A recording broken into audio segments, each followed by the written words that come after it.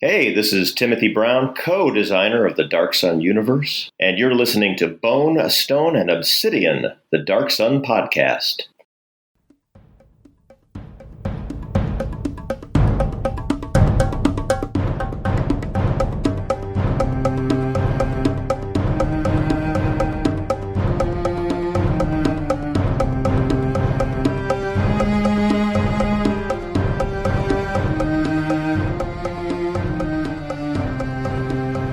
Welcome to Bone, Stone, and Obsidian, a Dark Sun podcast. I'm your host, Robert. And I'm Jesse. In this episode, we have the honor of having the author of Thri-Kreen of Athas with us, Tim Beach. Welcome, Tim. Thank you. I'm happy to be here. So the month of this episode's release is October 2021, which marks 30 years since Dark Sun's release. So happy birthday, Dark Sun. So hopefully the editor will be able to get these synced up a little bit better. But welcome, Tim. Thank you. I am happy to be here. Let's talk about what's going on in Dark Sun fandom. There's been quite a few things. It's been a little while since we recorded. So there's, the usual arguing about whether or when we'll see a 5th edition version of Dark Sun. On that topic, Jesse posted a great Twitter thread about how to do and how not to do Dark Sun in 5e that got a lot of conversation both on Twitter and in the Facebook group. All over the place. That was a really interesting thread, Jess. Thank you. Really, it was prompted by the fact that every few months we'll see someone release a not quite Dark Sun idea or product or Kickstarter. In this case, it was a Kickstarter. And sometimes these people are folks who have a strong background with Dark Sun, like the Dragon Kings project. And sometimes they're folks who maybe don't seem to have so much of a strong background. And it raises questions about, okay, what really is a good way to reintroduce Dark Sun to people 30 years on, and how has the game industry shifted? What are the sorts of things that players are looking for from their gaming, and what does that mean for what you're going to do if you're going to develop something that is an ersatz Dark Sun? Yeah, so that, I feel like we're just going to keep getting these conversations until something actually comes out. Yeah, no doubt. So Mark Hope, he continues his modified 2nd edition campaign on the Lawful Stupid Twitch channel. They also have a podcast version, which is great. So that's To Tame a Land. You can find that wherever you get your podcasts. Mark also has posted a bunch of his Dark Sun content on the Lawful Stupid blog. So check that out if you'd like some modified 2nd edition stuff. Meanwhile, Josh, our friendly Athasian runner, keeps releasing the Ashes of Athas 5e playthrough and reminding me how much I really want to be in that game.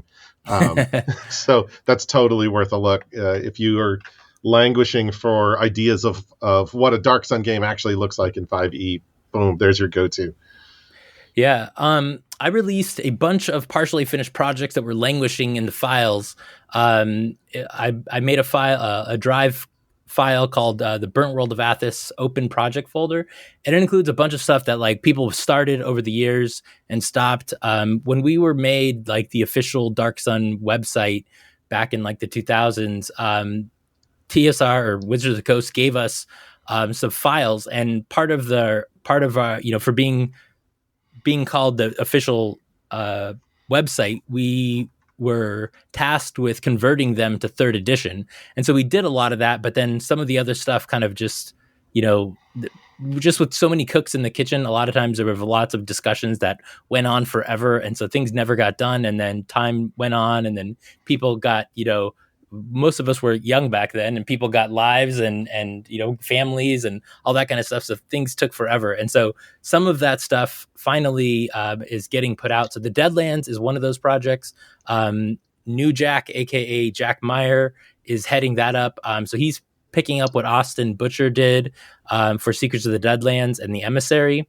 And then there's also the city-state of Kern, the prison-state of Elderic, and the Trembling Plains. And a lot of that was actually original content written by like Brax, Peter Nuttall, and Will Kendrick, and a bunch of those guys.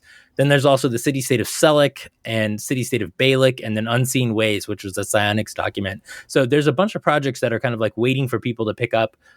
So if you're interested in picking up any of that, please reach out on the thread on the arena, and we'll put a link in the show notes for all that stuff, and maybe we'll get some more of that content out there.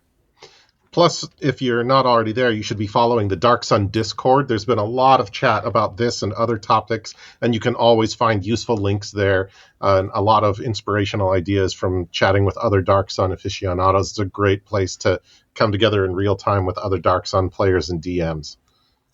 Definitely. And while I was releasing projects, I decided to release another public repository of Dark Sun documents on Google Drive as well. This is mostly like fan-made stuff, but some of it was like the errata that TSR and Wizards of the Coast released and kind of various pieces of other Dark Sun ephemera. So if you want to add anything, if you have stuff that, you know, has been sitting on your drive forever and you want to make sure all the Dark Sun fans get it, I will put a link to that, to the upload folder. And if you can just throw it up there and we'll put it in the right place. And that way, hopefully fans will have it forever.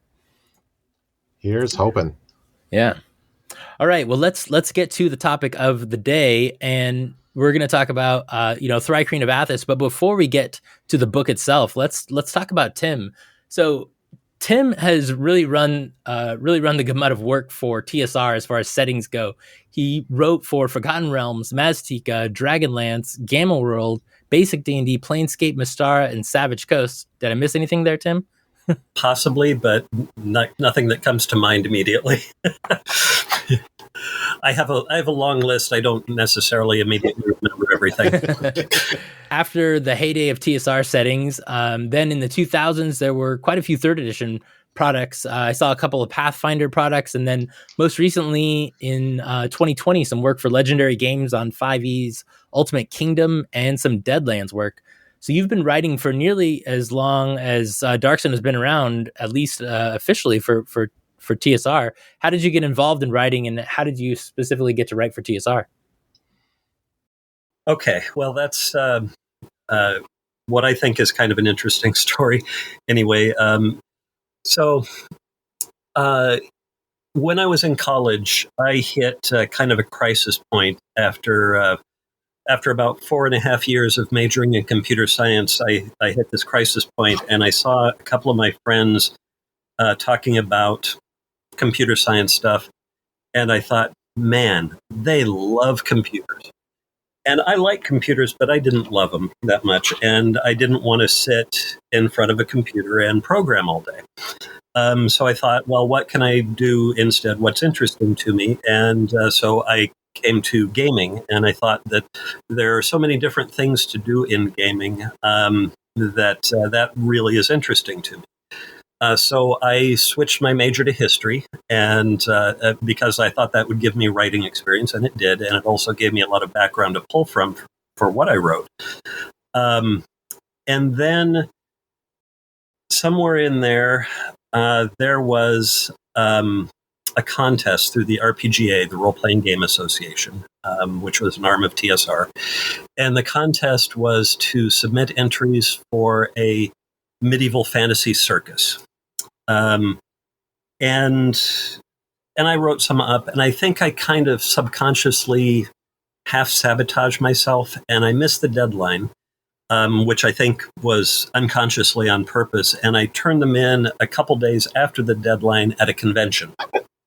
And they were, I turned in 3 of them, and they were accepted immediately. I mean, immediately being the next day after Gene Raby had a chance to read through them. And they asked me to put together some more. So I think I went home and wrote another 4 entries, and ended up having a good number of entries in that product. So that gave me a foot in the door, and it helped build my confidence that what I was doing was actually something that other people wanted to see, which is vital. You can create all day, but if nobody else wants to see it, well, who cares? So, and then came a period of kind of back and forth and lucky happenstance. But I also discovered that you make your own luck in a lot of ways. So this was about the time that Maztica was becoming a thing, and the novels had come out. They were written by Douglas Niles. And so at Gen Con, I I went to a seminar where Doug was talking, and I caught him afterwards, and we talked a little bit about the Maztecan calendar and how it related to the actual Mayan calendar and stuff like that. And then after the convention, I actually sent him a snail mail letter that described the Mayan calendar and how it could be adapted to the Forgotten Realms from Azteca. And a couple months went by, and then he wrote back and said, "Hey, I'm behind on a deadline. Would you like to contribute some pages to Mazteca?" And of course.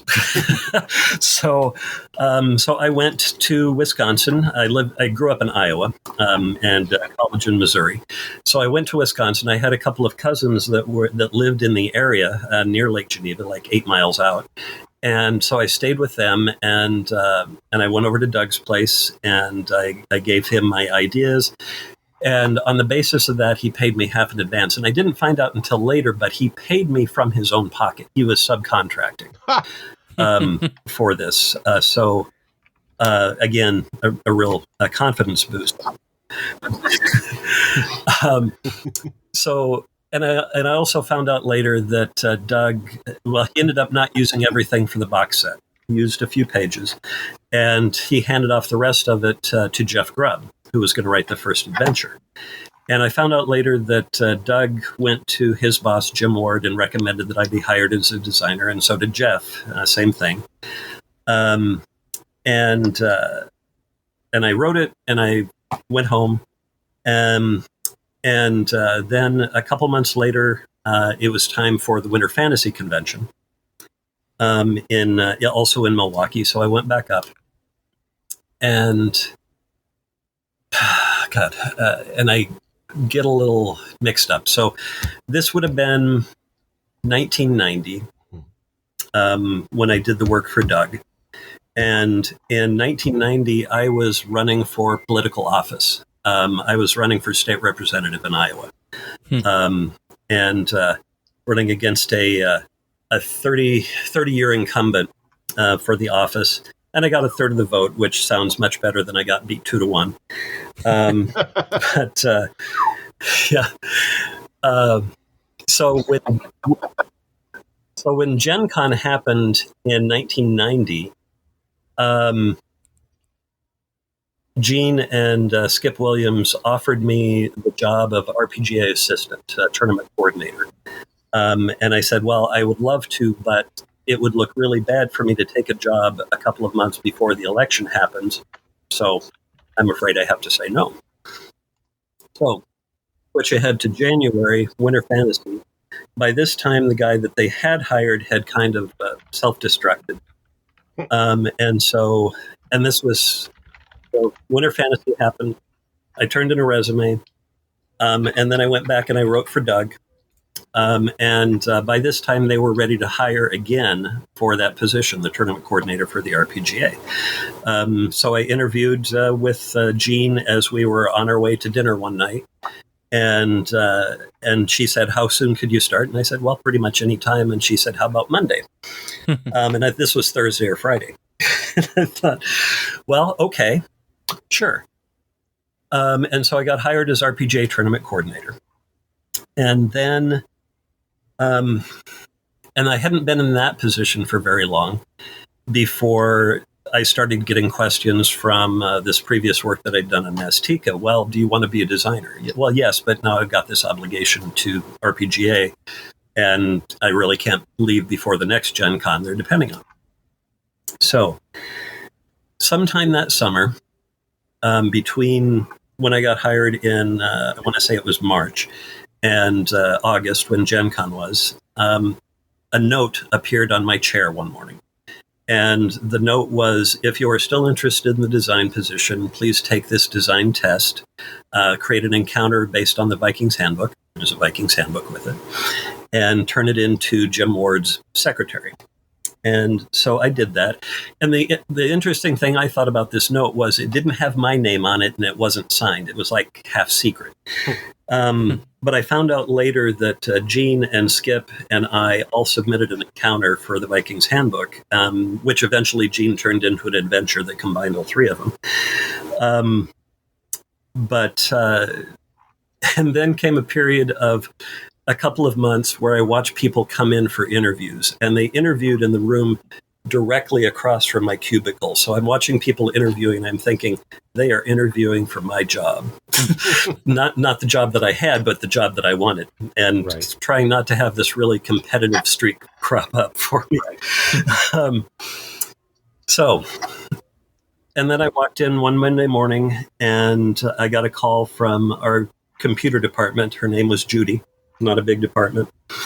And she said, "So you're transferring, right?" And I said, "Oh, well, I hadn't heard." And they made me wait until Thursday until they told me officially I was hired into design. Nice. So that's the probably too long story of how I became for TSR. It's always interesting. There was a similar kind of story between Gary Watkins and Walter Bass about the city state of Tyr, where the same kind of thing happened. Walter kind of just had Gary write kind of on the side, sort of paid him out of his own pocket for it too. So that's kind of funny that's was seemingly a common thing back then. Yeah. I guess it happened a lot more then. So how did you get, into Dark Sun? So you'd kind of been there for a while. You've written a few things, and how was sort of the Dark Sun Thri-Kreen of Athas pitched to you, or was it pitched to you, or did you pitch it? How did that work? I grabbed it when it became available, but so the people that I watched interview across from my cubicle included Thomas Reed and John Ratliff and Rich Baker. And so the Monday that they told me that I got the call that I was transferring and hadn't heard it myself, they talked about it in the product group meeting that I went to that afternoon. And they said, "Okay, we've hired Thomas Reed and John Ratliff as an editor and Rich Baker as a designer. Does anybody know who the other designer is?" And I've gotten this news from the computer department. I'm thinking maybe I do, but I don't really want to say anything in case I'm wrong. But it ended up that Rich and Thomas and John and I, having come in at the same time, we started kind of hanging out together and talking about stuff. And when Dark Sun came out, Thomas Reed started running the Dark Sun campaign. And Rich was in it, and Rich's wife, Kim, and Thomas and his wife, Teresa. And I played, and Wolf Bauer played, and Colin McComb played. And there may have been one or two others that dropped in occasionally, but that was kind of the core group that the bunch of us played together. And so in this Dark Sun campaign, I had a Thri-Kreen character because I thought Thri-Kreen were cool. Mm-hmm. And you actually see a lot of that in the Thri-Kreen book. My character was Ka'acha, the one that the Great Race is based on, and the one that shows up. The Great Race is actually based on events from the campaign. My character died in the campaign, stabbed through the carapace with the scorpion-like tail of a Gelagon from the 8th plane of hell. And and Tick Tick, the character that jumped in and tried to save beforehand, that was Wolf Bauer's character. And Drasna, the human that's involved in the Great Race, that was Teresa Reed's character. So when it came time for the Thri-Kreen book, and the way they would do this was they would announce a preliminary schedule. And if you wanted something, you'd kind of basically put in a bid. And so I said, I want Thri-Kreen. I don't care if I get anything else. I want Thri-Kreen. That's my book. And fortunately, they recognized that I was playing a Thri-Kreen. I was into it. I had the knowledge. I had the Dark Sun background. And so I was given the project. So that's where I ended up with Thri-Kreen and Dark Sun. What sort of prep did you do then? Because the Thri-Kreen of Athas book has a lot about the culture and even the thinking patterns of the Kreen that are very different from other character types. What sort of inspired your creativity in that regard to give the hunt mind and pack mentality and the racial memory for the Kreen? Well, it's a lot of it developed during play, I took what was in the box set, which was fairly sparse, and anything else I could get my hands on, any place where the Thri-Kreen were mentioned, and I started pulling it all together, and the language came from my character's name, deciding what Ka and Cha meant, and Wolf Bauer's name, Tick Tick, for his character, deciding that both Tick meant hunter, so he was a hunter of hunter or a guardian.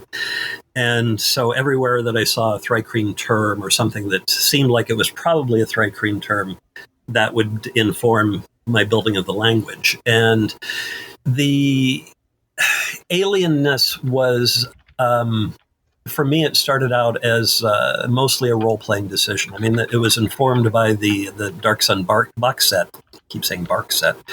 The box set. Anything that was there that talked about how different they were, that's what I latched onto and role-played.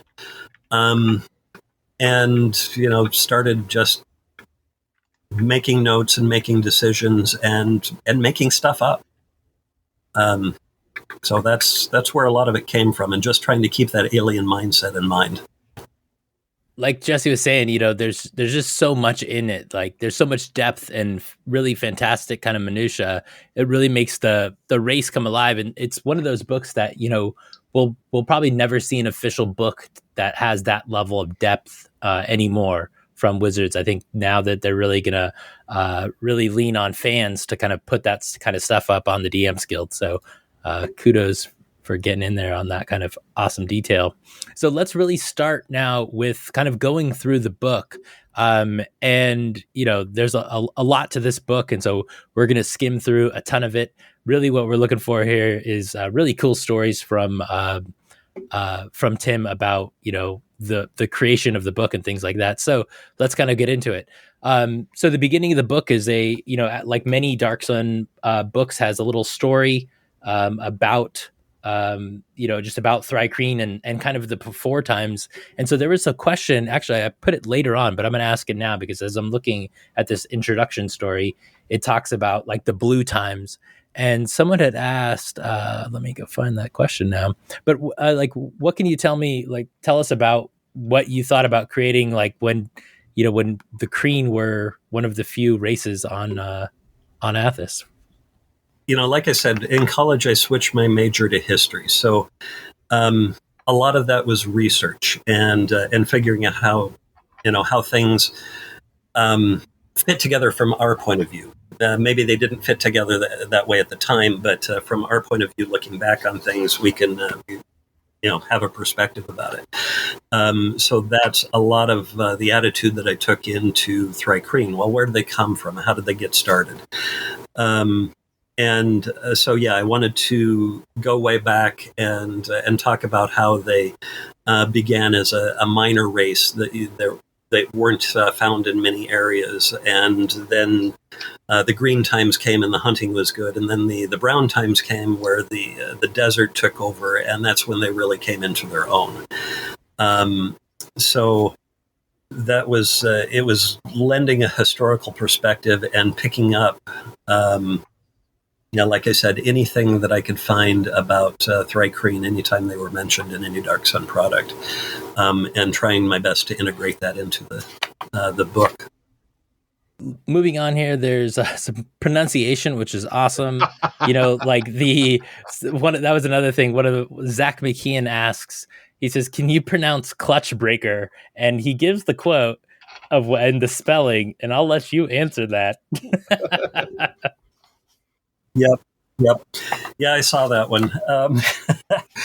Okay, and there's a little discrepancy in the pronunciations in the book, in the click pop sound. Whether you do it with the tongue coming down from the roof of the mouth, or whether you do it with the pop from the lips. But they both come out to basically the same thing, and yeah. Gatak ko. Wow. Nice. And that's Impressive. Clutchbreaker. Impressive. See, my Dark Sun character, who's not Kreen but speaks to them frequently, has to rely on having some sticks with ridges on them that can be rubbed together or smacked together in order to make popping and buzzing noises. Nice. I like that too. Oh, that's good. I like that. Looking through, you know, one of the things I love about this, and then like same with the Elves of Athas book, is that there's so much language. Like I love having the little glossaries of just all the different words and how they're all, you know, they all are created by smaller words. I just love that. It allows people to kind of make their own stuff up too, which is really, really cool. It's really great inspiration for players who are trying to get into the mindset of the characters too, to see like these are the central words in the language. These are the core important concepts that you need to know, and then develop that as they're sort of like having a Kreen character who's joined a clutch with non-Kreen and is trying to get them to understand their way of thinking. When we were working on the book, John Pickens, the editor, actually one day when we were talking about things, made a bilingual pun using English and Thri-Kreen with the joke, what does the Thri-Kreen clock say on Easter? Well, tick-tock, hunt eggs, hunt eggs. Oh my God, that is amazing. Wow. Looking into that Kreen history and memory, Rovwin says there's some disagreement about who the Great One is. Was the Great One supposed to be the Great Kreen leader, or was it referring to the Evangion, of which there's the broken statue? Was the Kreen an Evangion, or is this a deliberately muddled piece of Kreen history? Okay, so reclaiming my memory of that, and understand that the adventure was written by Dory. So we didn't necessarily coordinate everything between the adventure and the source book part of it. So part of that came from her, and then me backfilling to make things match.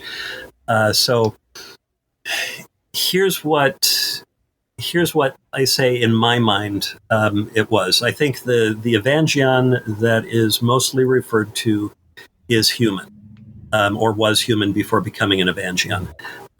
But the Great One, the Thri-Kreen, became the Thri-Kreen equivalent of an Evangion. So would the Great One be a Kreen magician then, or something else? Like perhaps a Kreen that had found a new metamorphosis in the way that the Zikchil and the Trin are different evolutions of the Kreen form? I think that probably the Zikchil played a role in that transformation, and so it wasn't the same as the way a Sorcerer King or a Dragon King transforms, and it's not the same way that an Evangion transforms, but it's something that parallels it, more based on psionics, and if you're using the Zikchil, then the biological transformations there. So it would be a third branch of apotheosis.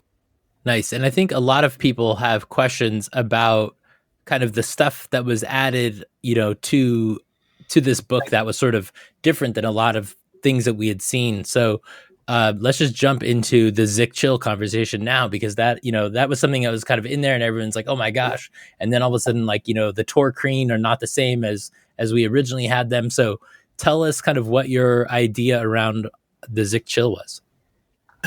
It started as a throwaway, really. The Zikchil related to the Zikchil from the Spelljammer setting.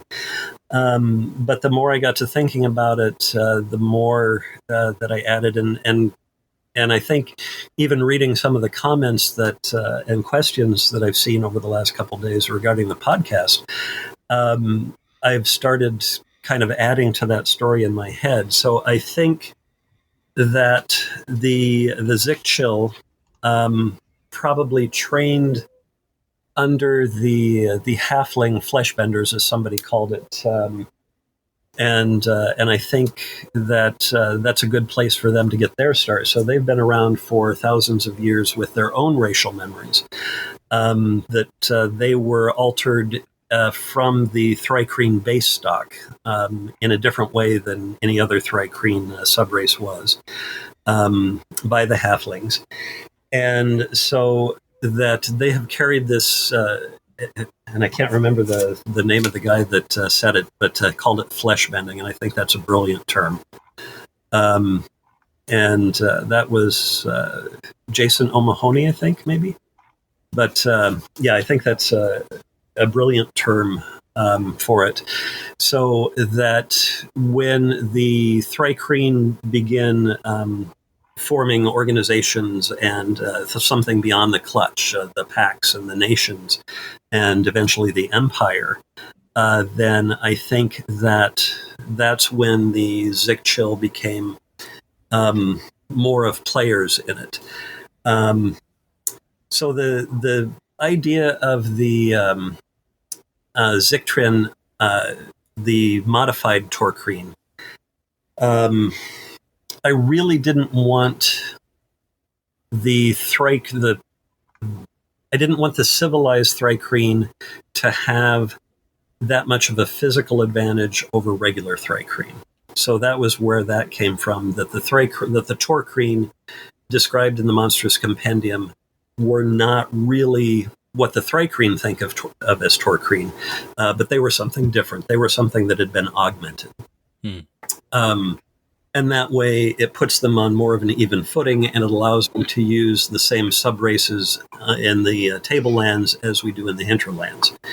And I don't have to come up with something new or say that they're different. And this gives them more of a commonality once they get there. And it gives me the opportunity to create the Super Kreen, the match for the Thri-Kreen become the Zictrin Ta, the scouts from the Empire. And then I created the Zictrin Ak, which are the Uber warriors from that same society.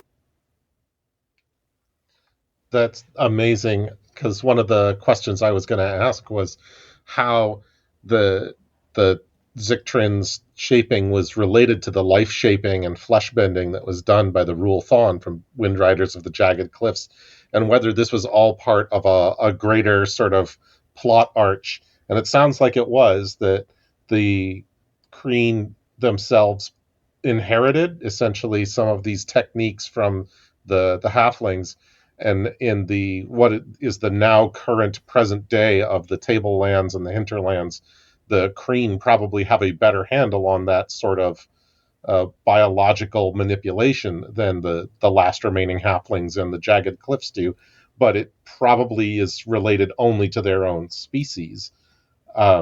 So what can you tell us about that being part of sort of an overarching plot line? Overarching plot lines at that time existed in the head of individual designers. We would get together and we would discuss some things that were going on in the campaign worlds, but we were given a lot of free rein otherwise. So this was a plot line that was mostly in my head. And part of it was coincidence that I started with the alterations that I wanted to make to the Thri-Kreen, and then thought, oh, well, that looks a lot like what the halflings were doing. So, yeah, that makes a lot of sense that it's related. But as you said, it is purely within their own race, or collection of races, as it may be, since the Zikchil can't crossbreed with a true Kreen.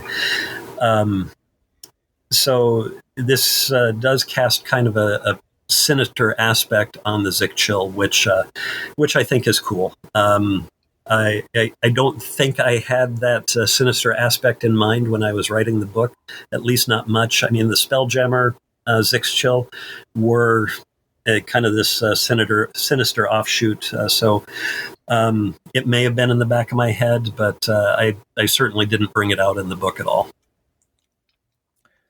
Nice. So you mentioned, multiple races of Thri-Kreen, and I feel like, if I recall, that the Thri-Kreen were really the first race in Dark Sun to have multiple races. So Mike Fleming asks, like, where did the idea of the two races of Kreen in the Tablelands come from, the Gerald and the Toxa? So all the Thri-Kreen races are based purely on artwork. So the Gerald are the Thri-Kreen that are drawn by Gerald Brom, and the Toxa are the ones drawn by Tom Baxa. And they had such a different look between those two artists that I felt like obviously these are different subspecies. So that's where that came from. And the other races of Thri-Kreen, the Jahal is the original Thri-Kreen from the monster cards that were the first appearance of the Thri-Kreen. Jeff Holloway did those. Or Jim Holloway did those. So Jim Holloway becomes Jahal. The black Thri-Kreen are the Jeff Easley Thri-Kreen that you see on one of the covers of the Monsters Compendiums. So Jeff Easley, Jez. And then the last two, the Takich I named after myself. Takich, my middle name is Michael, so T-K from Michael, and Each from Beach. So Takich are mine. And the Tondi are the ones that are based on pictures that Tony DiTerlizzi sent me of a very floral-looking mantis. Nice. That is amazing. Wow. Yeah, and so I saw another question that asked if I ever had any other subspecies in mind, and no, not really, but I was prepared if somebody else came up with a new artist concept. And it was tempting to do a Jadal for John Dollar, who did the art for the Thri-Kreen book, because he not only captured the essence of all of the other artists, but he added a spin where he kind of brought them together, which was also brilliant. That's fantastic. That's such a cool revelation. I feel like that is, there's so much of, we see so much of that of spells and things being named after designers. So I think that's super cool. I don't think I've run into anything where things were named after the artist, at least that I've recognized. And so this is super cool. I really like that. Thank you. So I have what's maybe a really obscure question that I only just thought of, so I'm catching you by surprise because it's not on the document, our list. There was a race of six-limbed insect people in Tecumel, Empire of the Petal Throne, way back in 77, I want to say. Do you know if that maybe influenced the Kreen at all, or is this just independent development? I know Jeff D did some art of them. Boy, I'm not sure if it was influenced by them or not. The monster card, there were 4 sets of cards, and each one introduced a unique new monster. And the Thri-Kreen was hands down the coolest of the 4 monsters that were introduced there. But I don't know for sure. I want to say it was Tim Kask, maybe. No, it wasn't Tim Kask. Shoot, I can't remember who did the original artwork for the Thri-Kreen for the cards. So, yeah, I don't know if it came from the artist or from the author of the cards. Pretty sure it was Holloway. Well, the artist for the cards was Jim Holloway, yes. Right. But I'm not sure, where he got the idea, or if he was basing it on the writing, or where it came from exactly. Okay, it's the Pe Choi are basically sort of insect people with 6 limbs and large abdomens that show up in Tecumel. So who knows? But certainly insectoid creatures are not strangers to D&D. Yeah. There's the Aspis that showed up in the Slavers modules and so on. So looking on Right.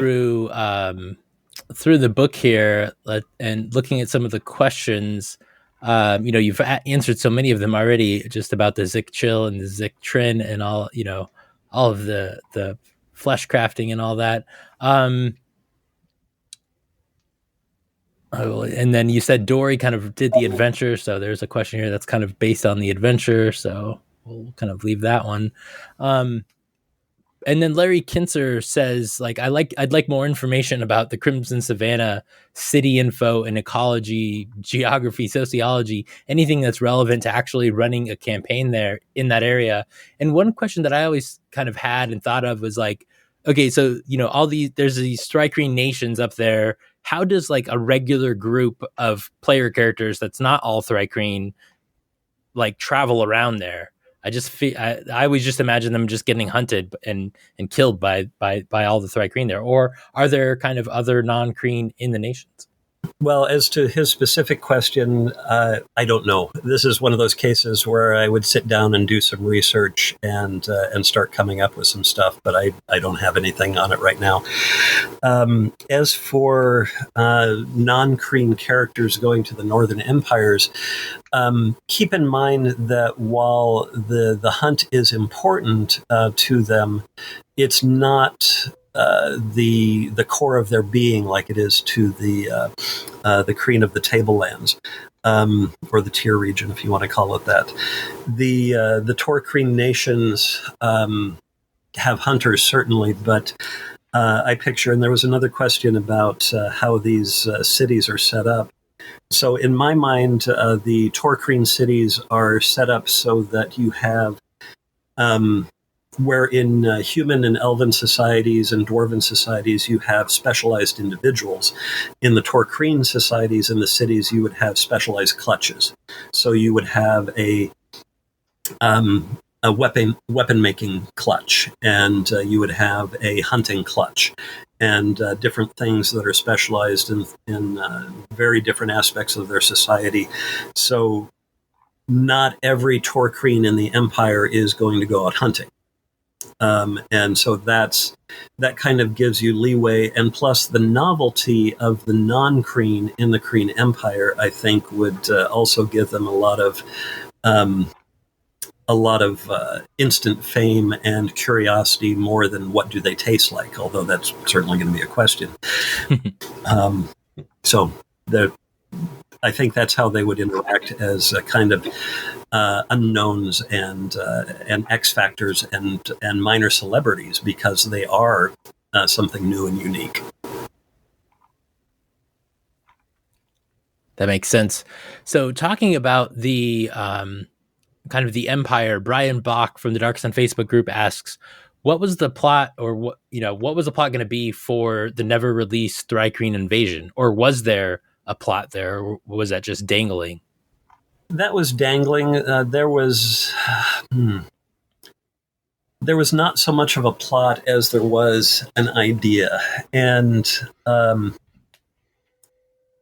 the unfortunate thing about that idea was that it would have ruined the Dark Sun setting. Because it would have changed the focus from this environmental disaster and what do you want to do about that, and do you want to bring back the Blue Age or the Green Age? And it would have changed the focus to a war. And wars can make kind of temporary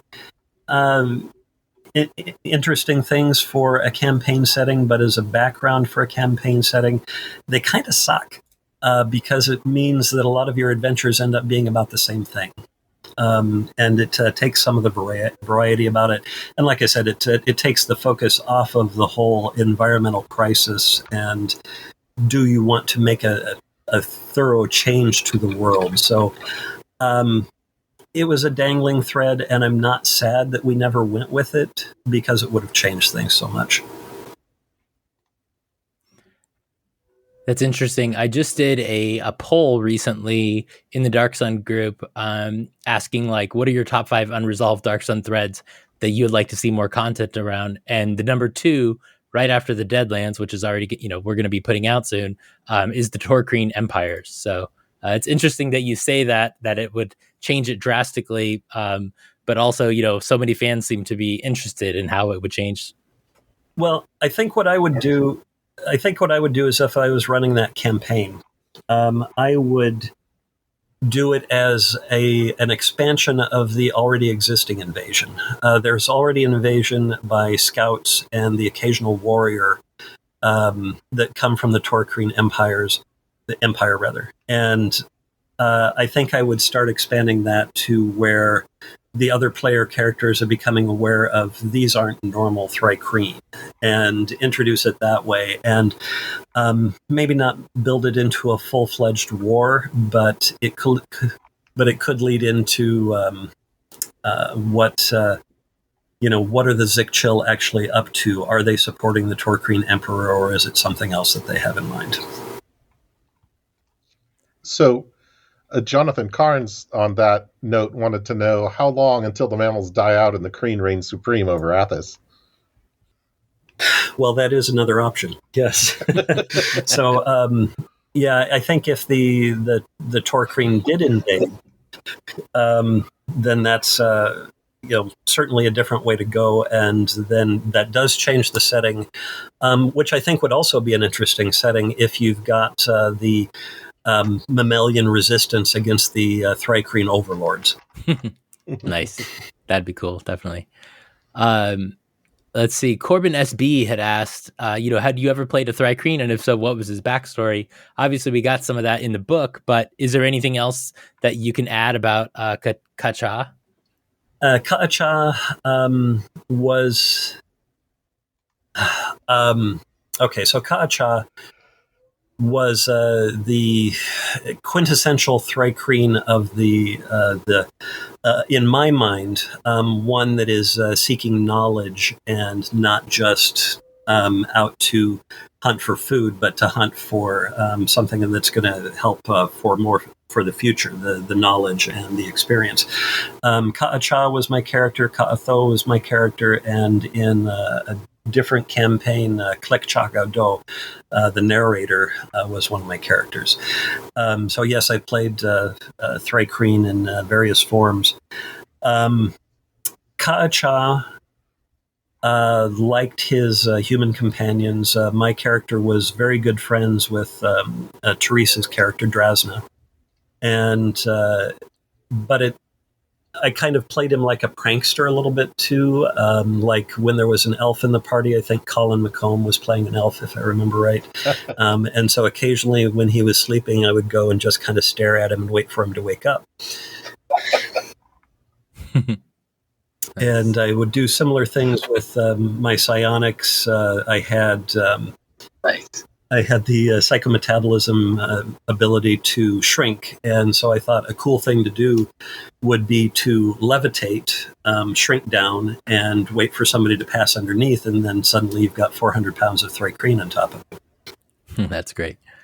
And Ka'cha was a cleric psionicist, he was a Thri-Kreen cleric psionicist, and that tended to be the mix that I thought was very good in Dark Sun, where you had the combat abilities, the healing abilities, and then the wild card psionics. All right, so kind of getting away from, some of the background, one of the interesting things about the book itself is that there's no chapter 7.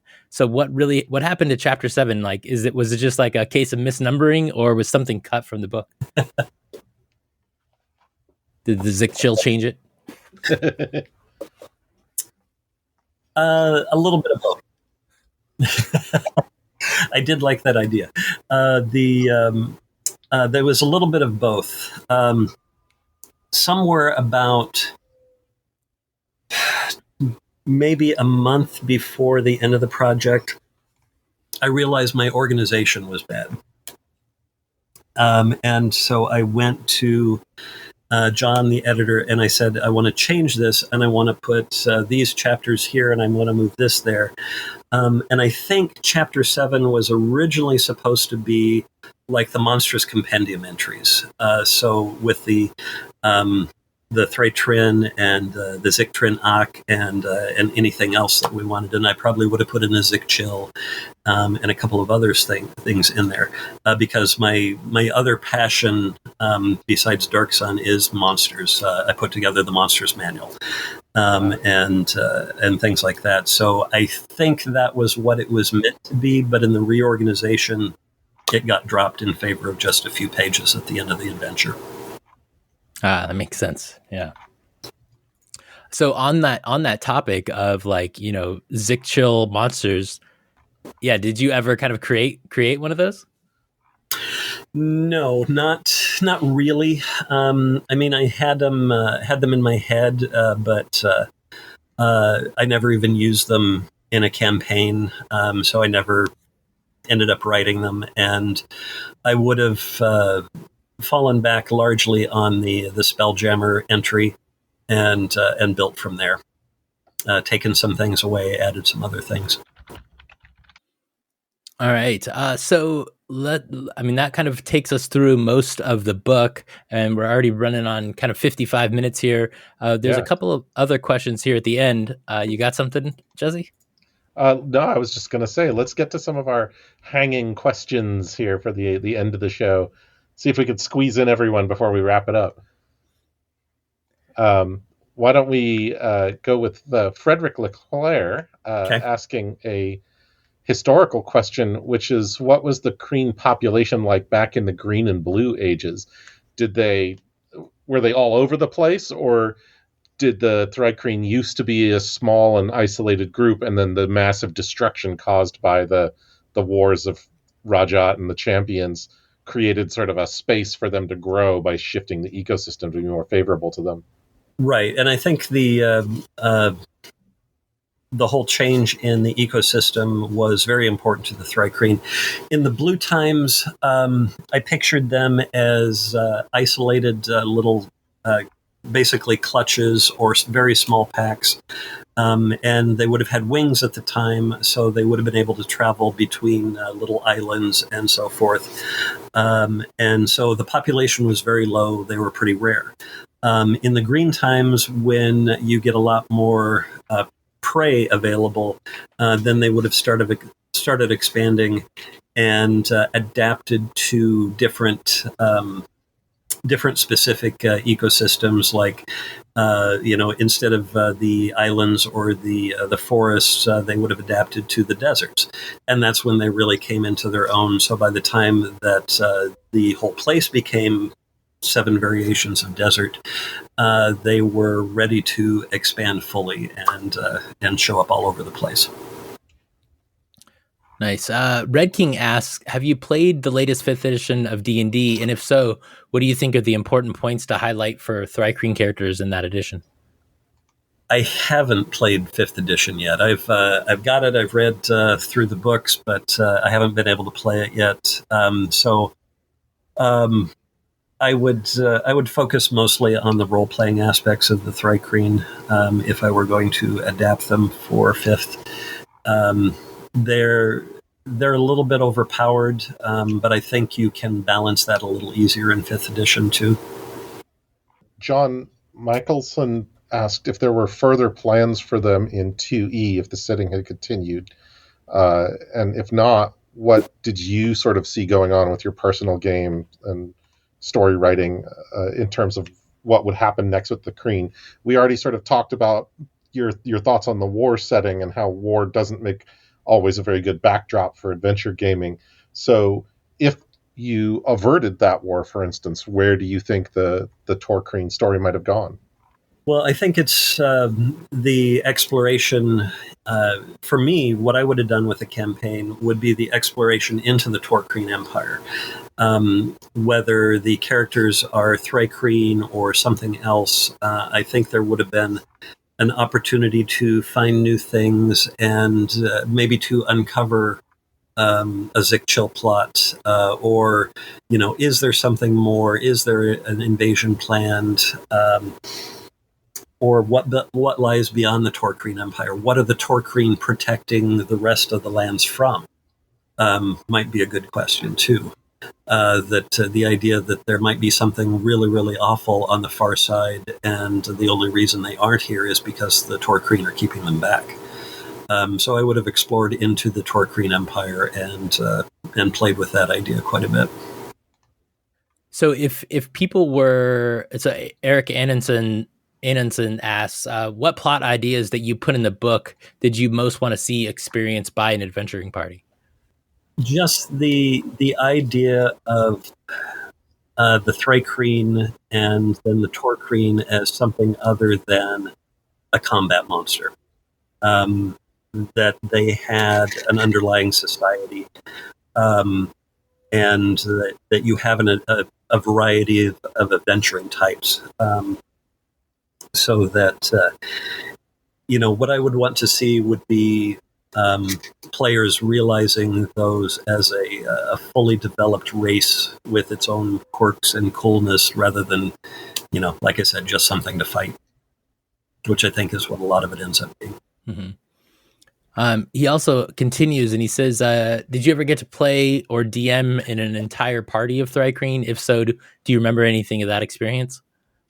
We never did a full party of Thri-Kreen, but there were a couple that I toyed with where I used Thri-Kreen and Thri-Kreen NPCs as a counterparty. But no, I never got to do the full Thri-Kreen party. That would have been fun. As I recall, there was an RPGA adventure that was built to be a special where everyone plays Kreen, but I've never actually been able to find a copy of it. Okay. Let me get your email address at some point and I'll send you one. The adventure is called Clutchmates. Yeah. And it is the story of the great race to save Ka'acha. Because in the game, in the campaign that we were running, Ka'acha died there and was never brought back.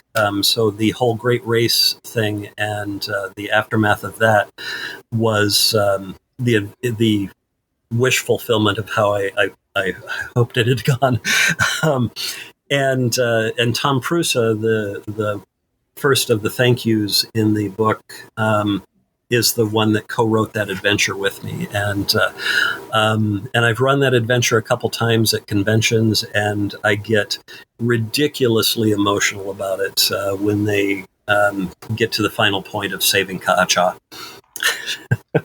Oh, well, I can't wait to see it. This, of course, means that now I'm going to have to run it for one of my Dark Sun groups and then share with everyone on the internet how that goes.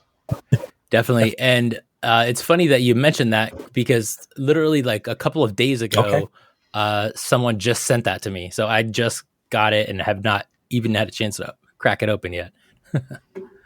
But yes, I will also be running that. Okay. Let's see. So, a lot of times when we write things, editors kind of clip and cut things. Was there anything that you were that you really loved that you had written that kind of got cut out of the book? No, they gave me a lot of free rein with that. Tim Brown, the creator of Dark Sun, was primary, was the director of design at that time, and he really gave me just a lot of leeway for what I wanted to do with it. I think the only thing I got pushed back on was that I thought it would make sense for Thri-Kreen to be completely immune to sleep spells and that kind of effect. Mm-hmm. But for game balance, I'll allow that. Do you have any other last questions, Jesse? I've got so much swirling in my mind from this already. I feel like I've got my insect mind power turned on, and I need to go and huddle somewhere and make some clicking noises. This has been an amazing deep dive. Yeah, thank you so much, Tim. He's doing the for those that can't see, he's doing the little mantis hands. Well, you're very welcome. Well, thank you so much, Tim. It was really great having you. This has been wonderful. Thri-Kreen threat pose. Thank you so much. Very happy to do it. And just it's always good revisiting old friends like the Thri-Kreen book.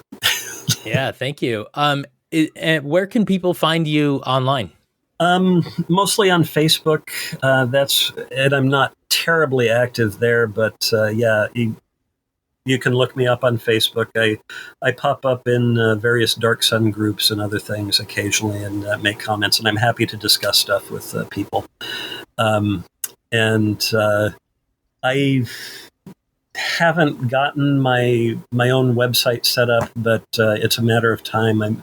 I'm doing some self-publishing now with a little introductory game system of my own, and that'll be under Beach House Games at some point. So, well, cool. Once we hear about that, we will definitely shout it out to folks. Yeah. So thank you so much for joining us. I've learned so much about the Thri-Kreen. They've always been one of my kind of favorite races, and all that backstory and cool little details are amazing. So thank you so much again. You're very welcome. And thank you. So Jesse, where can we find you online? Well, as always, I am on both Facebook and Twitter under my full name, Jesse Heinig. And you can spot me popping into the Dark Sun Discord from time to time as well. Nice. And you can find me on Twitter at Radu76. It's RADDU76. I'm on the Facebook, the Dark Sun Facebook group, on the Discord at arena.athas.org. And you can, of course, follow us at Obsidian Athas to follow this podcast on Twitter. You can find us on Stitcher, on iTunes, everywhere you get your podcasts. So please go leave us a review. If you have other friends that are fans of Dark Sun, shoot them a link. And we'd love to hear from you. You can email us at obsidian@athas.org. Thanks, everybody. Thank you all.